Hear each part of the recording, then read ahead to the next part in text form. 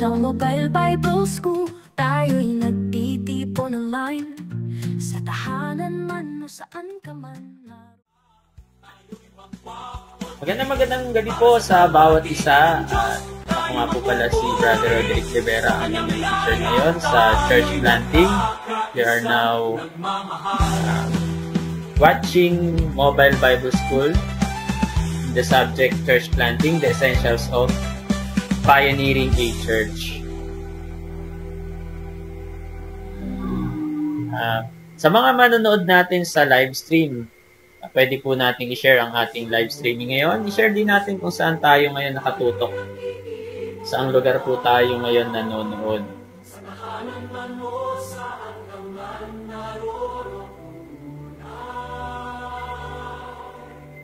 Isin lang natin sa live streaming yung ating presentation para makita na rin na lahat ng ating PowerPoint or lessons.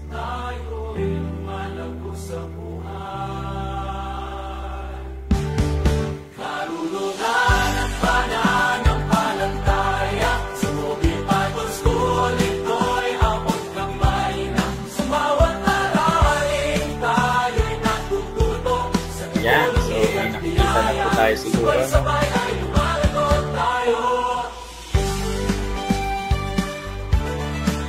Sa bawat hakbang, sa Diyos tayo nagtitiwala. Sa gabay ng kanyang salita, ating inaakay ang iba. Kahit saan magdaling na. So let's start. Ngayon po ay nasa lesson 2 na tayo na ating pag-aaral tungkol sa church planting process. Ito po ay part 1.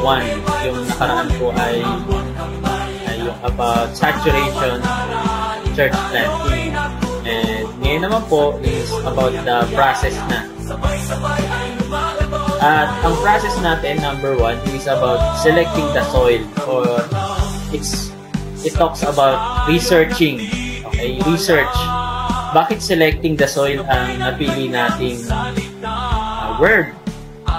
Kung naka-attend po kayo ng homiletics or napanood nyo sa ating expository teaching sa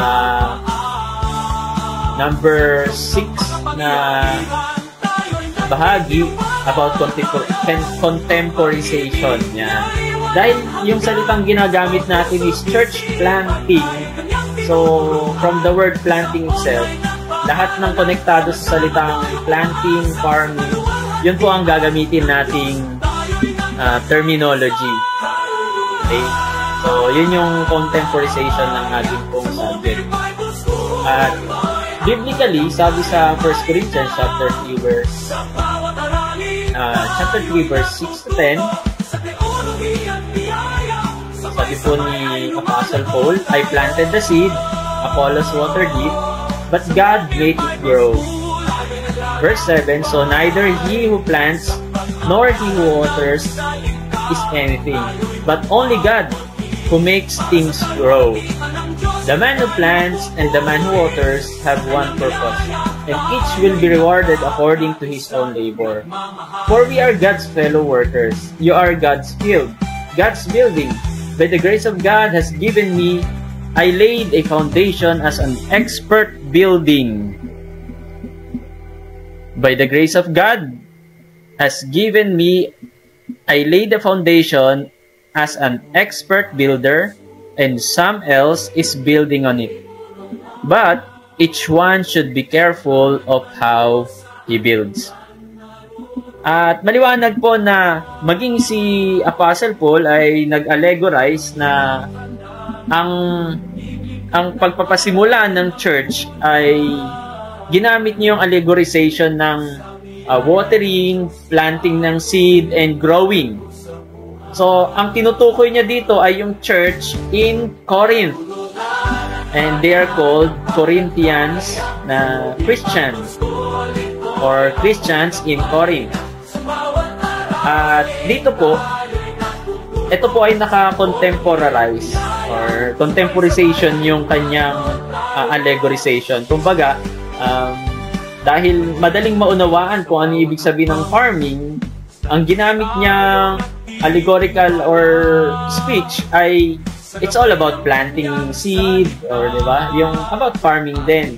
May seed, may planting, may watering, at saka yung term na gustong-gusto ng isang tao nagtatanim ay yung syempre yung growing. Ang hirap kaya yung nagtatanim ka tas yung tinanim mo hindi siya nag-grow, di ba? Same with God. So dito, in context ng 1 Corinthians, maliwanag na tinuturo dito mga kapatid na yung salitang church planting is connected talaga sa Bible. Amen? At yung isang illumination sa akin dito, hindi pala pwedeng, alam niyo, yung mga church members na sinasabi na, hindi naman ako nag-grow dyan sa church na yan. Or yung mga umalis sa isang fellowship at sinabi niya, hindi naman ako nag-grow doon sa church na yon, dito nag-grow ako. Or yung umalis sa inyong fellowship, tapos narinig mo, sabi nila, ay hindi naman ako nag-grow kila pastor ganyan, buti dito nag-grow ako. So, okay, may malakas na background. So, thank you po sa pagpansin ninyo. Oo nga, medyo malakas nga yung background.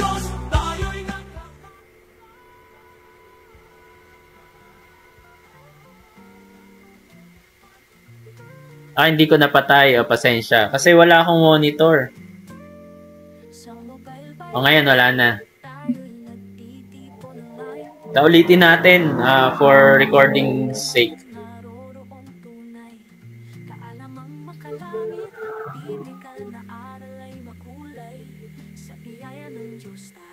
So, ang lesson po natin, second week or lesson number 2 ng Church Planting Process Part 1.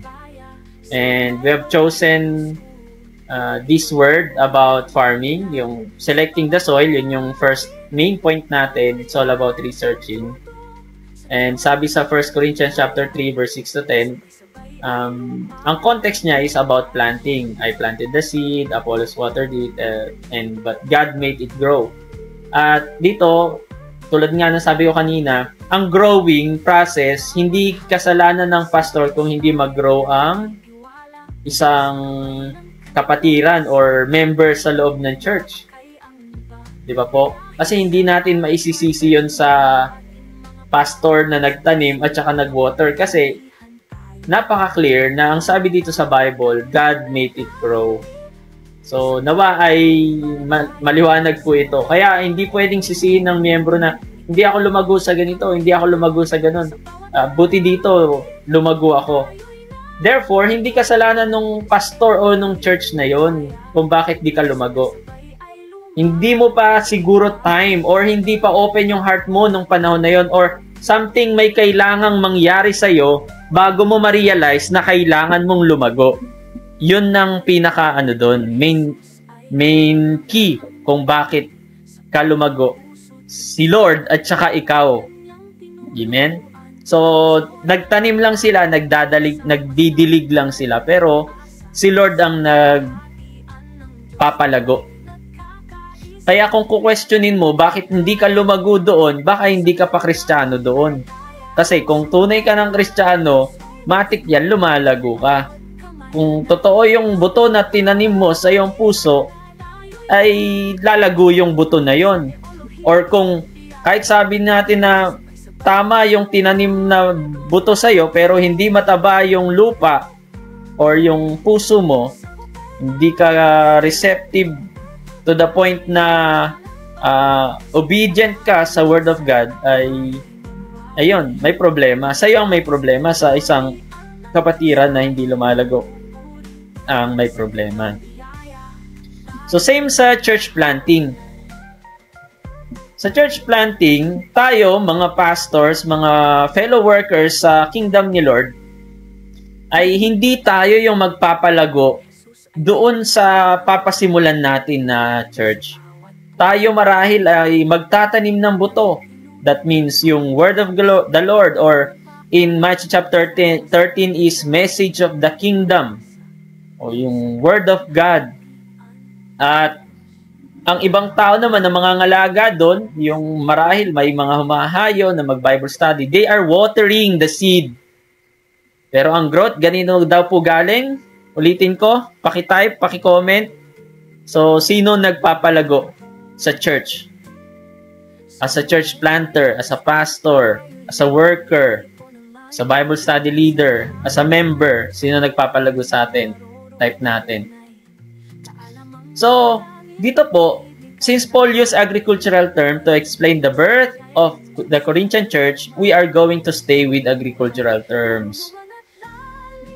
And letter A tayo, people responsiveness. So, identifying open hearts.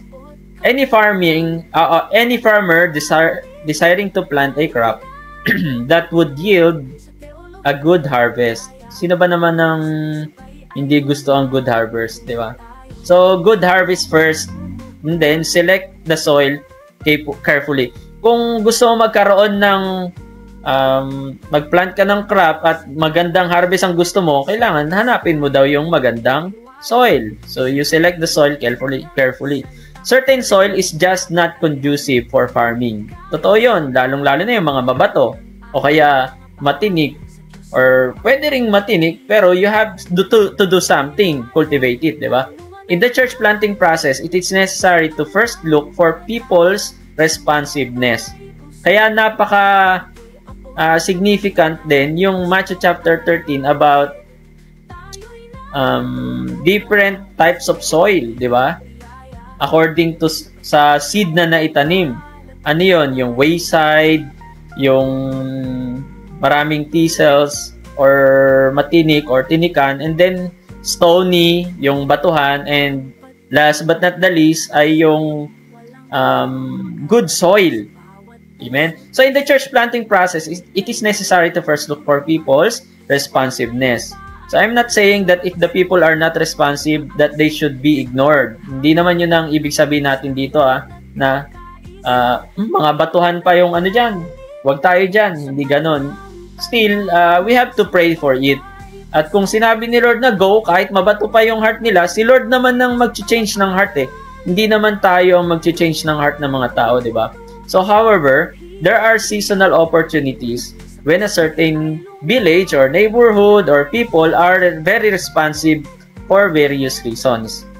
At minsan, may mga dumadating na circumstances, marahil ito isang disaster, or point na merong influencer sa lugar na yon na nailuklok, or something na nagkaroon ng crisis, and then ang naging solution ay yung gospel na dala natin.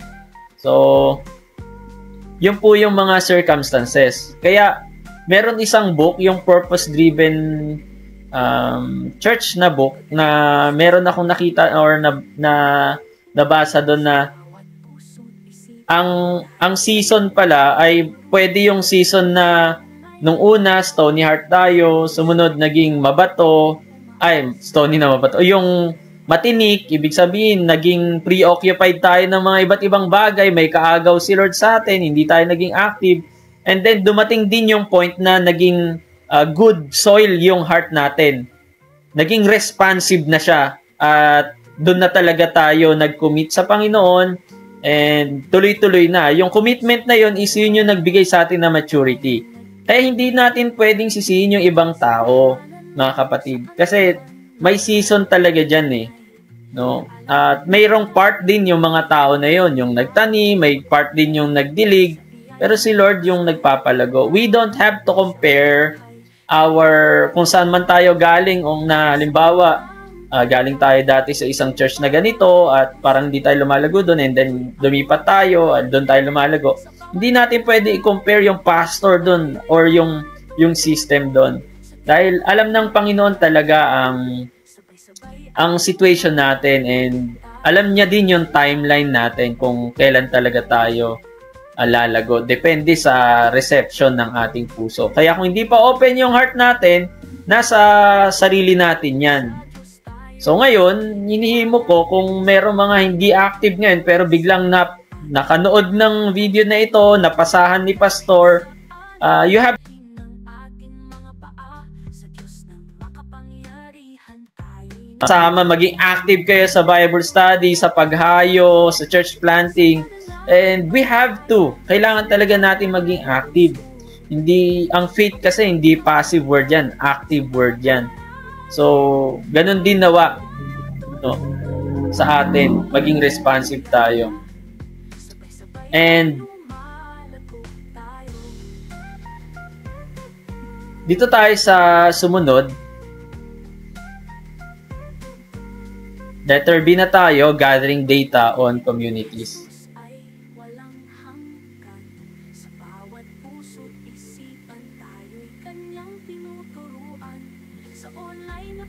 Open ko lang yung monitor ko. Ayan, bati na rin tayo sa mga bagong pasok sa ating pong live stream tsaka sa Zoom. Good evening po from Europe, Brother Nico, Pastor Eleuterio, Sister Angel o Brother Angel, ano mo?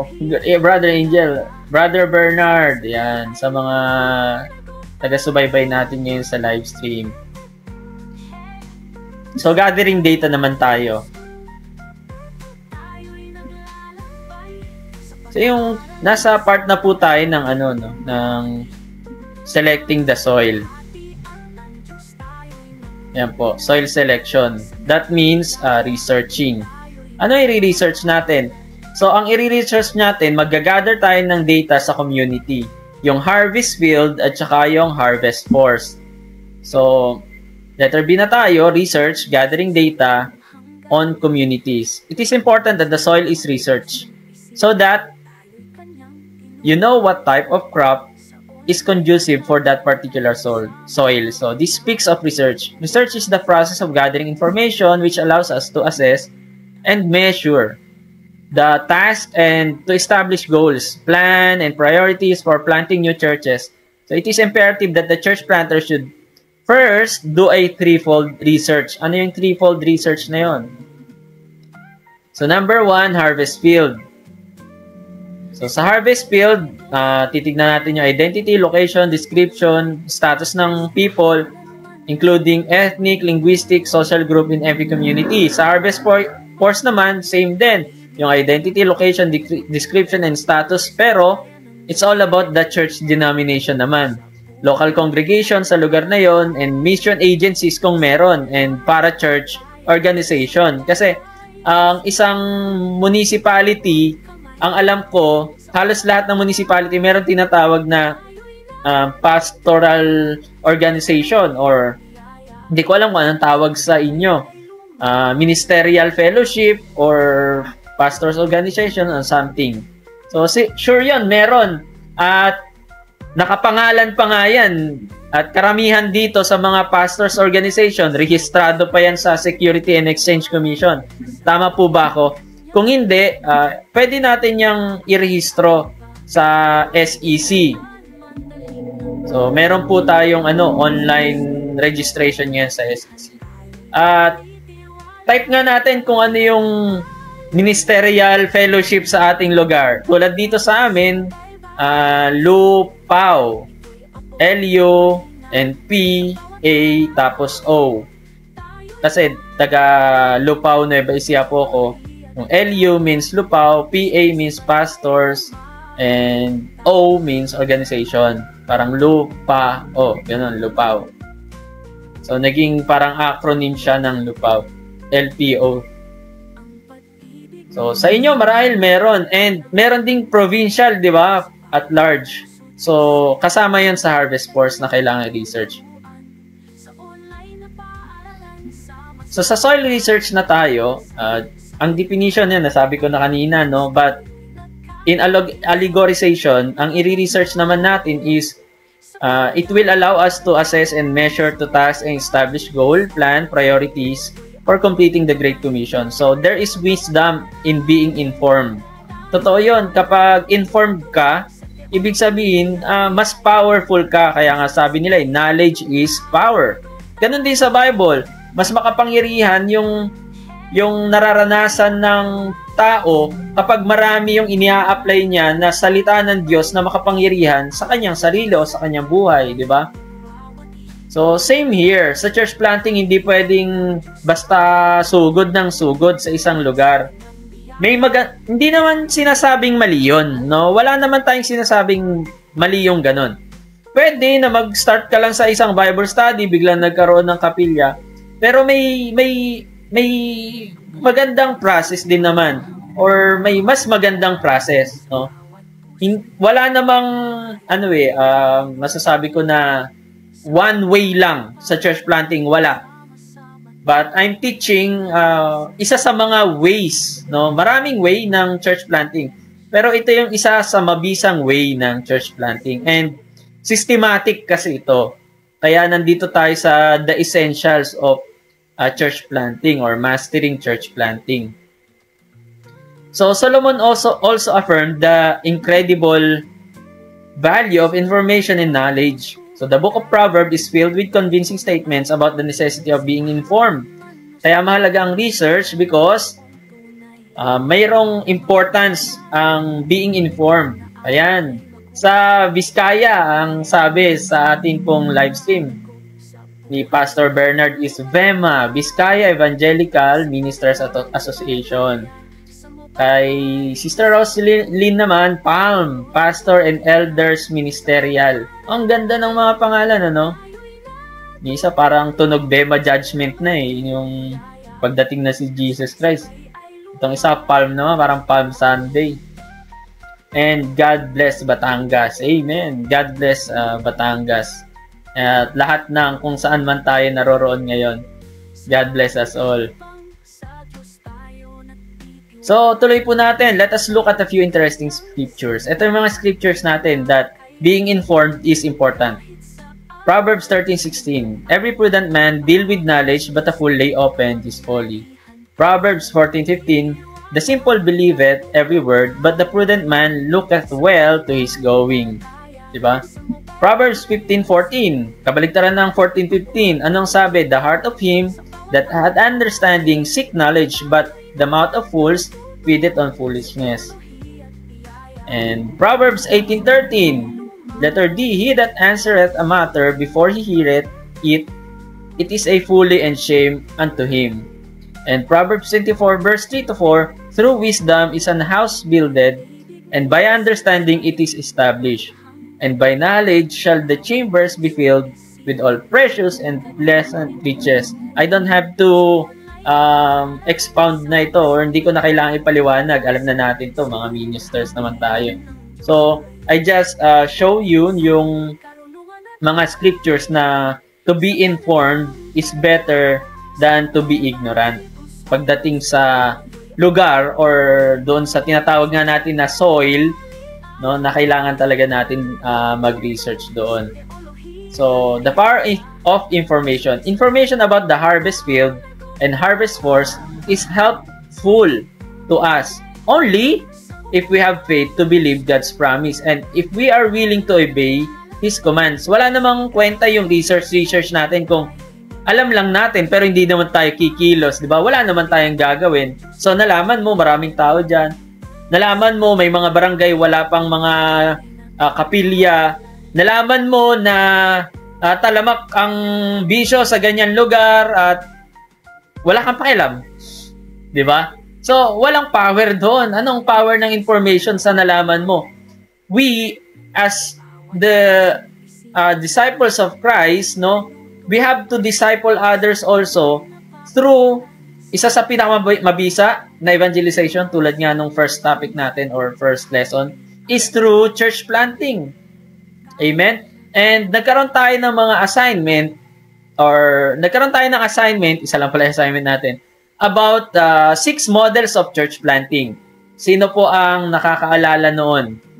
Pwede nating i-type sa ating comment box at saka dito po sa ating live stream. Sa mga nakakaalala ng ating ano yung 6 model. Actually, napakaraming model. Itong 6 models lang na kinuha ko ay mula lang sa isang book. So, maraming model. At sa mga mag-e-enroll or officially enroll ng subject na ito, I will also give you that book. Pati yung manual natin kung saan ko po ito kinuha by Daniel Vermeulen. the process of church planting. So ang process na ginamit niya is about farming or agricultural term. Kaya mahalaga talaga pag sumunod.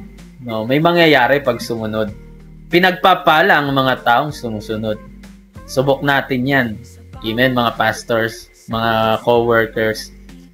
So, question about harvest field. Ito yung mga questions para sa demograph, or we have to research the demographics of the place we are praying for, where to plant church. So, the identity, location, description, and status of the people, including all ethnic, linguistic, and social group in every community of the city. Nabanggit natin yung kanina. Number 1 is yung identity. Ito yung question. Who are the people that make up this city or region? Sino ba yung mga tao dyan? Ito ba yung mga taong akala mo pag nagsalita, nag-aaway? Maraming ganyang lugar eh. Akala mo, pag nag-uusap lang sila, nagkukwentuhan. Akala mo nag-aaway. Siyempre, ako, laking Manila, no? Tapos, nung nag-mission kami dito sa Pangasinan, yung kapitbahay namin, akala namin talaga nag-aaway sila. Sabi na, gabi-gabi na lang sila dyan, parang nag-aaway. Ngayon, ang unang na-win doon sa tabi ng house lang yun, no? Nirentahan lang namin yung bahay doon sa Manat Binmalay, Pangasinan. And na-win namin yung dalaga nila at tinanong namin bakit parang nag-aaway naman halos dyan sa inyo. Nag-aaway. Nagkukwentuhan lang kami. Kwentuhan lang nila yon, grabe. Parang nag-aaway na. So, marami dito sa part ng Pangasinan. Hindi naman lahat, hindi naman lahat. Na akala mo pag nag-usap, nag-aaway. So, may mga ganun din lugar, no? Or, meron din yung mga lugar na tahimik. Kapag sumigaw ka, nakaka-offend ka na. So, ganun. So, alamin natin kung sino ba yung mga taong yan. Diba? What people group are there and what languages do they speak. And experience ko nga yun. Nung college ako, year 2000 hanggang 2004, parang merienda lang namin at saka normal lang sa amin yung salitang buwisit. Yan. Ay, nabubuwisit ka naman. Ewan ko sa inyo, di ba? Sa inyo po ba, masama ba yung salitang buwisit? Kasi sa Manila, parang ibig sabihin ng, halimbawa, may ginagawa ka, tas nangungulit. Ano ba, nambubuwisit ka na naman dyan? Parang nangaasar o nangiinis. Yun yung interpretation namin doon, no? Sa Manila. Diyan ako nag-college sa Polytechnic University of the Philippines sa may Santa Mesa. So, ganun ang salitaan lang namin doon. Normal lang. Uuwi ako, San Mateo Rizal, papasok ako ng Manila. Kahit sa San Mateo Rizal, ganun din. Parang yun, normal lang yun na part ng usage ng words.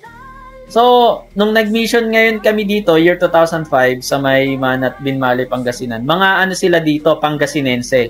Okay? Ayaw din nilang tatawagin silang Panggalatok. Kasi parang pang-asar yun na salita sa kanila. Okay? So, Pangasinense ang kanilang language, hindi po Panggalatok. At one time, pag nag-uusap kami ng kasama kong youth pastor, na syempre parehas kaming mga Tagalog doon sa lugar na yon, salita namin yon, normal lang naming language yung salitang visit. Yung pala, nagtataka yung kapitbahay, bakit daw namin ginagamit yung salitang yon? Mga pastor pa naman daw kami or mga Christian pa naman kami. Sabi ko, anong problema ba doon sa salitang visit? Yung pala, sa kanila, yung term na buwisit, parang mura. Hindi na pala parang, mura na talaga na para bagang napaka-offending niya pag sinabi ng isang magulang yon sa anak na buwisit ka. Ibig sabihin, para may sumpa ka, parang sinusumpa ka niya, sana hindi ka na pinanganak. Yun yung paliwanag sa akin, na correct me if I'm wrong. Si Pastor John Soriano, ewan ko, sa Labrador, Pangasinan ata, marami pong Pangasinense ang salita dyan. At sa ibang lugar, hindi ko po alam dyan sa Pangasinan. Correct me if I'm wrong, Pastor John Soriano. Try nyo mag-comment po kung tama po ako o mali. Or kung meron po kayong input babasahin ko po sa comment section. So, kailangan talaga, no, alam natin yung kanilang languages, kung ano yung tama ba yung sinasabi nila o hindi. And I know, marami po dito na pastors na hindi naman talaga taga dyan sa lugar kung saan sila nagpa-pastor ngayon. At marami din po kayong encounter na ganyan. You can write your comment and babasahin ko po mamaya, no, yung mga testimony niyo na mga salitang na misunderstood. Kasi ignorant nga tayo. Hindi natin na-research eh. 'Di ba? Pero ngayon, syempre, nagmamature tayo. Ilang taon na rin 'yon. That was way back 2005 eh. Ngayon, 2025 na kung di pa darating si Lord. 'Di ba? Malapit na, magto 2025. Meaning, ano po, 20 years. Grabe, no? 20 years na pala akong, magto 20 years na akong full-time sa gawain ng Panginoon. So, praise God. Umabot tayo ng ganyan. So, what languages they speak? What social class division are there? So, ilan ang close social class division? Puro ba sila destitute? Pag sinabing social class, alam nyo naman yung low, mid, high. Sa mid, meron din 3 class yon. Sa high, may 3 class. Yung social life nila, no? Kung yan ba, halimbawa, ito ay isang squatter area. So, alam nyo na yung social class nila nasa low social class. Okay? So, kahit ganun, sabihin natin nasa low, we don't consider them as low class. Okay? Same dapat yung approach natin, mayaman man o mahirap. Ang tingin natin sa kanila ay mga tupang ligaw. Pero magkakaroon tayo ng different way ng approach. Hindi pwede yung ini-English mo yung mga nandun sa squatter area. Hindi ka makakapag-church plant doon kung ini-English mo sila, halata namang Tagalog ka, di ba? So, aalamin lang natin, no? Hindi sila mag-a-adjust sa atin, tayo mag-a-adjust sa kanila. So, what social class divisions are there? So, who are poor and destitute? Ayun. Ayan, sabi ni Pastor Arnulfo, buwisit, sometimes spelled buwisit, is a Tagalog expression used for unlucky events or for something that is a nuisance. Kami po dito sa Batangas, parang laging nag-aaway kahit magkakalapit, malakas ang boses. Ganun din pala sa mga sa Batangas. Ang salita pong ganyan o visit ay hindi po magandang sabihin dito sa amin. So, ganun nga, no, hindi talaga siya maganda. So, dito sa Labrador ay expression din yan, pero hindi rin magandang pakinggan, parang pagmumura. So, ayun. So, pasensya na kung binabanggit ko sa live, pero experience ko lang po yun, no. So, doon, simula noon, hindi ko na siya naging term. Sa Manila, term namin, kahit sa loob ng church, talaga baliwala lang sa kanila yon. Parang wala lang, pero hindi nila considered yun as mura. Pero yun nga, kapag galing ka sa city at pupunta ka sa provinces, that means marami palang lugar talaga na hindi siya katanggap-tanggap, no? Kaya marahil itong interpretation ko diyan. Yung mga galing sa provinces na mahilig magmura, na expression nila yung ganyang salita, pero yun nga, hindi siya magandang sabihin. Nagpunta sila sa Manila at dala-dala nila yung salitang yon.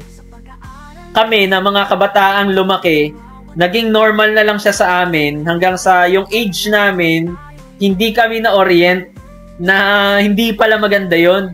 So, yun siguro yung naging point na nung pumunta kami, or yun nga, napunta kami sa isang province na hindi siya katanggap-tanggap or hindi siya maganda sa pandinig as a Christian, no, sa Christian context, ay hindi pala dapat talaga sasabihin. So, yun yung marahil ang nangyari sa akin in my experience. Kaya, I'm not oriented. Basta ang ginawa na lang sa amin doon, may nag-mission doon, naiwan ako doon, and then wala na, tapos na. Bagamat yung mother ko and father ko is taga Pangasinan, I was raised in Marikina. Ayan, Marikina boy ako. Marikina ako nag-elementary sa Tanyong, Marikina. Ang galaan ko dyan, yung Loyola Memorial Park. Yan. And sa high school, Marikina High School sa Concepcion, yan, dyan ako nag-high school.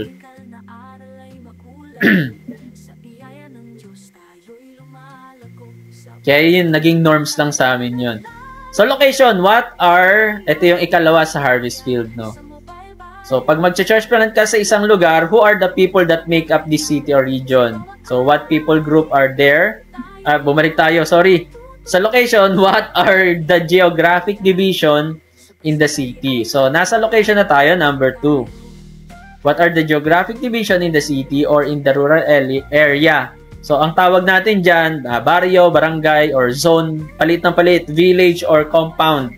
Kasi kahit sa isang barangay, sometimes sobrang laki ng barangay, pwedeng maglagay sa iba't ibang zone or compound. At kung mangyari man yon na hindi ka na-inform, ayun, hindi rin sila naggawa ng research. So hindi sila dumaan dito sa tinatawag na researching.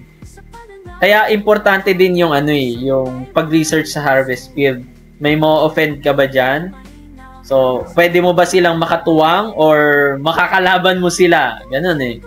May mga ganun kasi, may plan ka na mag-start ng isang gawain, pero dahil may malapit na kapilya dun sa lugar ninyo, parang sila pa yung pumipigil sa kalooban ng Lord, di ba? Parang, kung tayo man naka-experience noon, hindi tayo in-inform, bigla na lang may tumubo na kapilya malapit sa church natin. So, hayaan na lang natin yung mga kapatid kasi wala namang, sabi nga natin, there's nothing happen that has no reason. Everything happens for a reason, di ba? So, all things work together for good. And may purpose ang lahat, di ba po? So, heart na lang natin ang ayusin natin instead na awayin natin yung pastor sa lugar na yan or something. Wag lang talagang kulto ang maitayo dyan sa tabi ng inyong kapilya, okay? Tapos, mas malakas pa sila mang-akay. Wag lang talagang ganun. So, yan na. Pagkatapos ng location, description, what is the political, economic, social, and religious condition of the city? So, what's the moral condition nila? Okay ba dyan? Nagkakasal ba sila ng bakla tomboy dyan? Meron bang yun nga, ano yung meron dyan pag-uusapan natin mamaya, what are the sins of the fathers? Ano ba yung mga kasalanan ng kanilang mga ninuno? What are the reasons for the condition? Kasi meron din hindi ka pwedeng mahinang Kristiyano tas mag-church planting ka sa lugar ng mga may witchcraft, ganon. Hindi ko naman sinasabi na mahina yung mga pastor. Ang tinutukoy ko, kapag ang ibabala mo doon ay mga hindi rooted sa Word of God, hindi prayerful, madali silang matatalo sa lugar na yon. Kailangan talaga, una sa lahat, kargado ka ng Word of God. Yan yung weapon natin. Yan yung offensive weapon natin eh. And then, prayerful din syempre. Mamaya tatalahayin natin yon. So, what are the basic needs of society? Titignan mo rin yun. Yung condition nila, yung needs nila doon. Baka nakikita mo parang maraming batang hindi nag-aaral. So, pwedeng gamitin mo yung Sunday school na hindi lang biblical, kundi tuturuan mo din silang magbasa at saka sumulat. Pero ang mga words na gagamitin nyo is from the Bible. So, magiging Christian education type talaga yung church. And pag naranasan ng mga magulang yon that their children are learning, hindi na puro tambay, puro cellphone, magugustuhan nila, pati sila pwede maakay. At hindi nila pipigilan yung mga batang dumalo. Yun din kasi ang problema ng ibang ang mga bata, pinipigilan sila ng magulang. 'Di ba? So, sino dito ang may ganyan na experience? Yung pastor kayo, tas yung mga ibang members sa church pinipigilan. Kahit yung mga asawa, minsan yung mga lalaking asawa na yung babae ay umaattend sa church, pinipigilan din yung ibang yan. So, what are the types of levels of poverty and oppression? So, baka may oppression dyan or poverty. Ibig sabihin ng oppression, meron kakayanan sila na umasenso pero ginigiit sila ng mga mayayaman. Parang ganon. Hindi nila nakukuha yung tamang hustisya. At yung sipag nila, hindi natatapatan ng kanilang nakakamit. So, oppression yun ang tawag doon. And status, what is the population? Total population sa lugar na yan. Urban and rural population. Pwede tayong pumunta sa munisipyo, sa NSO, kung saan malapit. Pwede tayong mag-research dito sa National Statistic Office ng website, mga kapatid. Then, tignan mo kung ilan yung population ng barangay. So, ganyan. Ilang family meron. And, mag-i-strategize din tayo. Ituturo ko sa inyo kung paano nyo rin malalaman. Maliban sa pagtingin sa site or website.